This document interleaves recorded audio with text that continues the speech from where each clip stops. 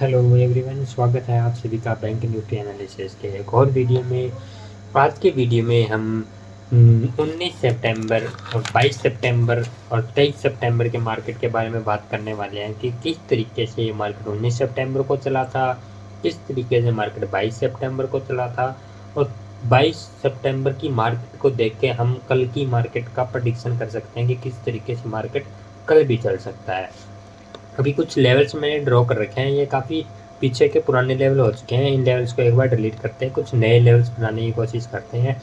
जैसे कि अगर आप देखेंगे तो कल का क्लोजिंग था, ये कल का क्लोजिंग, और उससे पहले लास्ट डे के 9:15 का लो ये रहा। उससे पहले लास्ट डे के 9:15 का हाई है यहाँ पे, और आज का डे लो है ये यहाँ पे, और कल का डे लो है यहाँ पे। कुछ एक लेवल्स मैंने ड्रॉ किए हैं, जैसे आपको दिख ही रहा होगा कि मार्केट किस तरीके से मूव किया है और मार्केट किस तरीके से चला है। अभी अगर हम देखेंगे, आज मार्केट गैप डाउन ओपन होता है। आज सभी इंडेक्सेस काफ़ी ज़्यादा ऊपर नीचे ओपन हुए थे, जैसे कि सेंसेक्स करीबन 400 पॉइंट के आसपास गैप डाउन हुआ था, निफ्टी 88-90 पॉइंट के आसपास गैप डाउन हुआ था, और बैंक निफ्टी करीबन 30 पॉइंट के आसपास गैप डाउन हुआ था। और वहीं अगर हम देखेंगे फिन निफ्टी को, तो फिन निफ्टी सबसे ही कम गैप डाउन ओपन हुआ था, करीबन 14 पॉइंट या शायद 15 पॉइंट के आसपास फिन निफ्टी गैप डाउन हुआ था। मतलब आज सभी मार्केट काफ़ी ज़्यादा अजीब तरीके से रिएक्ट कर रहे थे। मार्केट सबसे पहले गैप डाउन ओपन होता है, गैप डाउन ओपन होने के बाद में फर्स्ट रेड कैंडल बनाता है। रेड कैंडल मतलब एक तरीके की ये रेड कैंडल थी, एक तरीके से अनडिसीजनल कैंडल थी, क्योंकि मार्केट पहले अपनी क्लोजिंग को टच करता है, फिर लास्ट डे के लो के नीचे जाता है, फिर वहाँ से अचानक से एकदम बाइंग आती है और इस कैंडल को ऊपर लाके एक इनडिसीजन कैंडल के रूप में क्लोज कर देते हैं। जैसे ही मार्केट यहाँ से ऊपर जाता है, इसका स्विंग हाई तोड़ के यहाँ से प्राइस ऊपर निकल जाता है। मैं यहाँ पे वेट कर रहा था कि जो ये स्विंग हाई यहाँ पे बनाया, यहाँ से प्राइस रिजेक्शन ले और मेरे को एक शॉर्ट साइड का ट्रेड दे।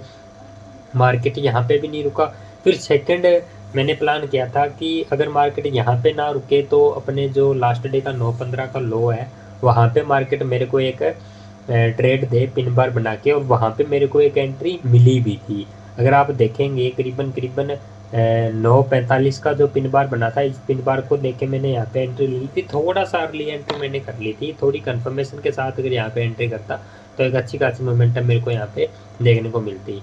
यहाँ पे जो 9:15 का सॉरी, जहाँ पे जो नेक्स्ट कैंडल थी 9:50 की कैंडल ने ईएमए के नीचे क्लोज नहीं किया। 9:50 की कैंडल ईएमए से रिजेक्शन ले लेती है, ईएमए से रिजेक्शन लेके प्राइस ऊपर जाता है। एक बार के लिए मेरा स्टॉप लॉस बच गया था, मैं सोच रहा था कि यहाँ पे हाँ अभी तक भी मेरा स्टॉप लॉस इस पिन बार के ऊपर मेरा स्टॉप लॉस था, यहाँ पे मेरा स्टॉप लॉस करीबन बच गया था। स्टॉप लॉस के देने के बाद में मार्केट एक बार वापस से कोस्ट टू कोस्ट भी आया था।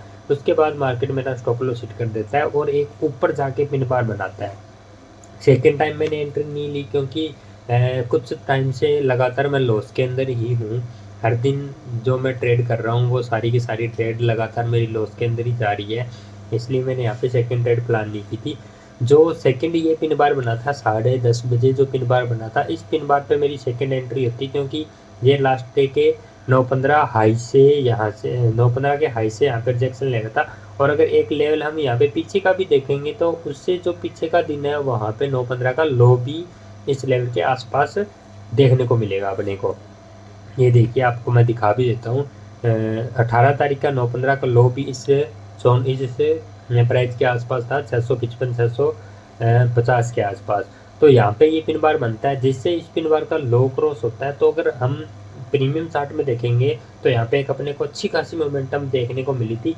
लेकिन मान लेते हैं कि हमने यहाँ पे ट्रेड इस पिन बार को देख के ट्रेड नहीं ली, क्योंकि फर्स्ट ट्रेड के अंदर हम यहाँ पे एक बार ट्रैप हो गए थे, क्योंकि हमने ईएमए के नीचे आने की कंफर्मेशन का वेट नहीं किया। सेकेंड टाइम जब हम यहाँ पे ईएमए के नीचे आने की कंफर्मेशन का अगर वेट करते हैं तो करीबन 10:45 की कैंडल यहाँ पे ईएमए के नीचे आके क्लोज करता है। यहाँ से भी अगर हम एंट्री लेते हैं तो यहाँ से, और अगर हम नीचे का लेवल नीचे के टारगेट की तरफ देखेंगे तो ये है यहाँ पे 9:15 का हाई। इस क्लोजिंग को अपने यहाँ से एक बार इरेज कर देते हैं। आज की 9:15 का हाई यहाँ पे था, यहाँ से मार्केट गिरता है, ईएमए के नीचे आता है, ईएमए के नीचे क्रॉस ओवर होने के बाद में प्राइस यहाँ से नीचे आता है अपने 915 के हाई तक। अगर हम पुट के प्रीमियम चार्ट में टारगेट देखेंगे तो करीबन करीबन हमें 40 पॉइंट के आसपास का टारगेट मिला था।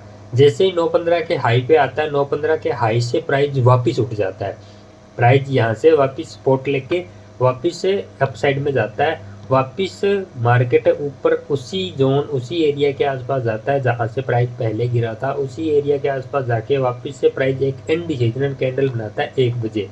आप इस कैंडल को देख सकते हैं, कैंडल तो यहाँ पे भी एक इनडिसीजनल कैंडल बना था, लेकिन यहाँ पे कुछ उतने खास लेवल्स नहीं थे, यहाँ पे कुछ इतना अट्रैक्टिव प्राइस चल नहीं रहा था।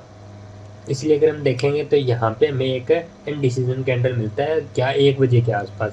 जैसे ही हमें 1 बजे के आसपास इनडिसीजन कैंडल मिलता है, प्राइस इस कैंडल के नीचे क्लोज करता है, क्लोज करने के बाद ईएमए के नीचे आता है, ईएमए के नीचे आने के बाद में आप प्राइस के अंदर मोमेंटम देखो, जो हमारा लो टू हाई हमारा सेटअप होता है। पहली बात तो अगर हमारा प्राइस यहाँ से आता तो सीधा हमारा जो टारगेट था वो टारगेट यही था 55,318 के आसपास, लेकिन प्राइस अपने 915 हाई से रिजेक्शन लेके एक बार ऊपर उठ जाता है। उसके बाद में वापस प्राइस 915 के हाई पे आता है, 915 का हाई को ब्रेक करता है, एक पुल बैक लेता है, 915 हाई से रेजिस्टेंस लेता है, और सही 2:25 की कैंडल के बाद में आप देखेंगे अगले 20-25 मिनट के अंदर प्राइस काफ़ी ज़्यादा शार्प सेलिंग के अंदर नीचे आया था।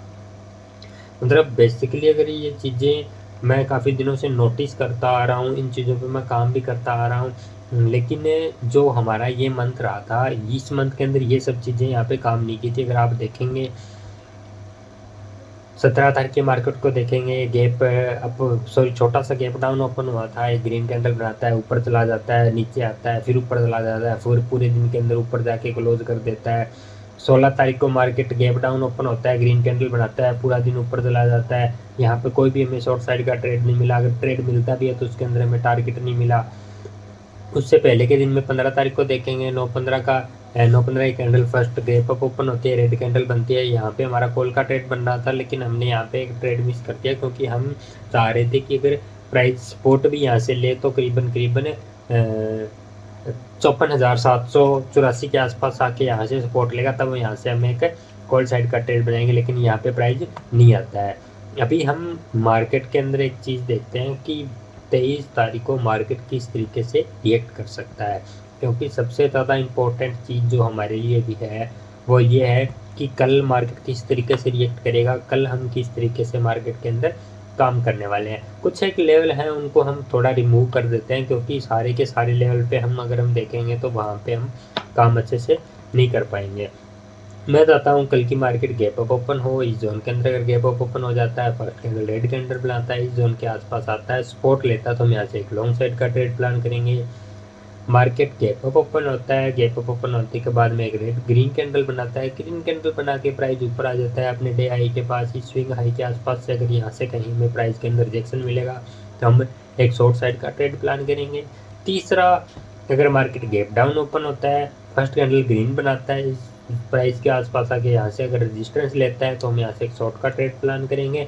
और अगर मार्केट गैप डाउन होकर एक रेड कैंडल बनाता है तो उस दिन मैं कोई भी ट्रेड यहाँ पे नहीं लूँगा। ये मेरी है कल की एनालिसिस। आप उम्मीद करता हूँ आप सभी को मेरी एनालिसिस अच्छी लगी होगी। अगर आप सभी को मेरी एनालिसिस अच्छी लगी है तो वीडियो को लाइक कीजिएगा, कमेंट करके बताइएगा सबसे अच्छा पार्ट आपको कौन सा लगा। इसके अलावा मेरे यूट्यूब चैनल को सब्सक्राइब कीजिएगा। मैं इंस्टाग्राम पे भी रील पोस्ट वगैरह डालता रहता हूँ, काफ़ी ज़्यादा जो टॉपिक होते हैं, मार्केट की कोई न्यूज़ होती है, मार्केट किस तरीके से कल रिएक्ट कर सकती है, या फिर जो लेवल्स होते हैं उनको भी मैं इंस्टाग्राम पे डालता रहता हूँ, तो आप वहाँ पे भी मेरे को फॉलो कर सकते हैं। द ऑप्शन आर्टिस्ट नाम से इंस्टाग्राम पे भी मेरा पेज है। अभी के लिए धन्यवाद। राधे राधे।